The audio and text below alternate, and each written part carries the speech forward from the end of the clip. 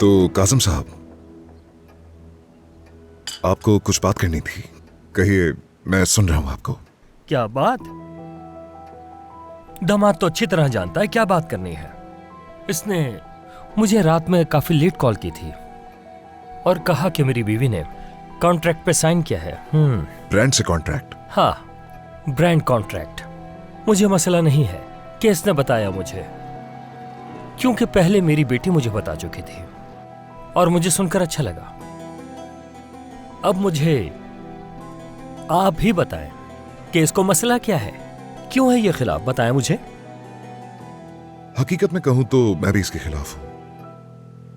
ये फैसला आपकी बेटी का है, लेकिन अब वो भूल रही है कि वो हमारी फैमिली का हिस्सा भी है। लेकिन शुक्र है कि हमारे साथ माली मसाइल नहीं, तो वो जो भी कर रही है हमें उसकी बिल्कुल भी जरूरत नहीं।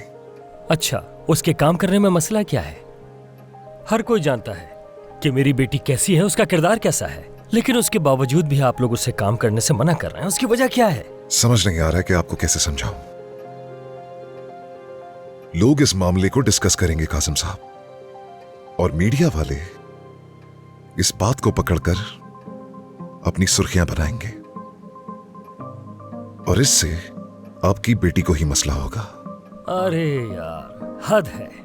अच्छा, तो उसका काम करना सबको नजर आएगा, लेकिन इसका क्या? क्या इसके बारे में मीडिया वाले बात नहीं करते? इसके स्कैंडल्स का जिक्र नहीं होता क्या? क्या भूल गया क्लब वाली बात? और हाँ, ये कोई काम नहीं कर रहा था, ये तो बस मजे करने के लिए गया था वहां। कासिम बाबा, इस वक्त मौजू ये नहीं है, मौजू सहरान है। सहरान को इन चीजों की आदत नहीं है। वो आपकी बेटी है, परवरिश की है आपने उसकी, मुझसे बेहतर जानते हैं। अब कैमरास होंगे, लोग होंगे वहां पर, वो उनका सामना कैसे करेगी? जरा खुद ही सोचें। उससे ये सब कुछ नहीं होगा, इसीलिए हम लोग उसे रोक रहे हैं। दामाद, मैं अपनी बेटी को बहुत अच्छी तरह जानता हूँ और उसकी परवरिश मैंने की है, जानता हूँ उसे। भूल गए उस डिनर को जिस दिन हम साथ गए थे? हाँ, वो फ्रेंच वाला जो डिनर था, वो क्या नाम है उसका? फिलिप, याद आया? हाँ? मेरी बेटी ने कैसे हैंडल किया था उसे? वो एक अलग मसला था, ये अलग है। हरगिज भी नहीं। उस दिन देखा था मैंने किस तरह सरप्राइज हो गए थे सब लोग। हरगिज नहीं। आप लोग मेरी बेटियों को कमजोर समझने की कोशिश मत कीजिएगा, और मुझे इस बात का पूरा यकीन है कि मेरी बेटियां हर काम कर सकती हैं और वो किसी भी काम से घबराती नहीं है। कासिम साहब, फैरत आपसे कुछ और बात कर रहा है। वो कहना चाहता है कि वो खुद परेशान होगी क्योंकि ये मुश्किल होगा उसके लिए। क्यों मुश्किल होगा ये?